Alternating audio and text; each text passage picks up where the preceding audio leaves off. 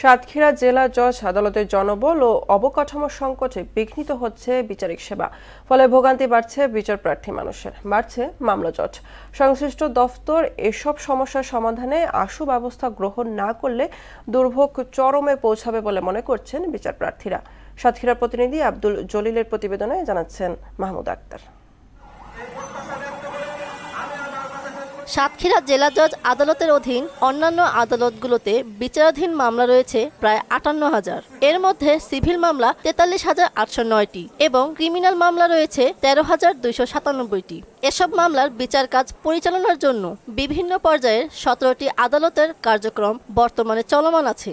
সম্প্রতি আরও ১৬টি নতুন আদালত সৃষ্টি করা হয়েছে, কিন্তু এজলাস ও দপ্তরের সংকটে মামলা জট বেড়ে যাওয়া সহ ব্যাহত হচ্ছে বিচারিক কাজ।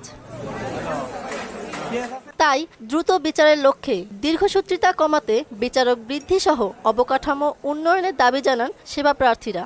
আমি অনেক বছর হাঁটাহাঁটি করছি, আমি দ্রুত বিচার পাচ্ছি না। নথি হারিয়ে গেছে, কতদিন উঠবে, এখন সে নথি পাওয়া যাচ্ছে না। দ্রুত যাতে আমাদের কেস নিষ্পত্তি আমরা এই বয়সে যেন ভালো থাকতে পারি, এই আমরা আশা করি।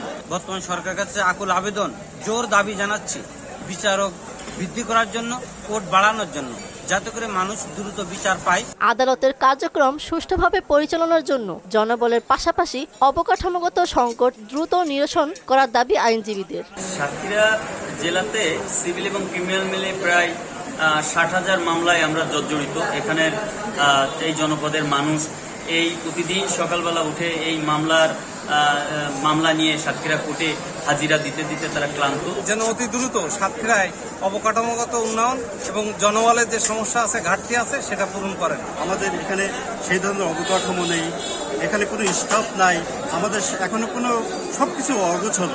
কোর্টগুলোর জায়গা দেওয়ার মতন আমাদের অবকাঠামো ছিল না, সবসময় আমরা বিচারক শূন্যতায় ভুগেছি।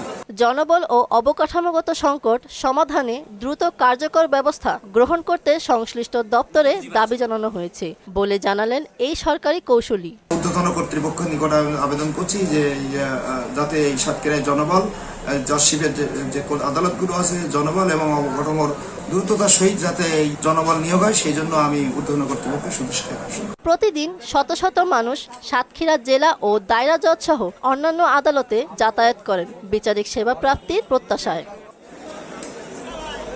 মাহমুদ আক্তার, মোহনা সংবাদ।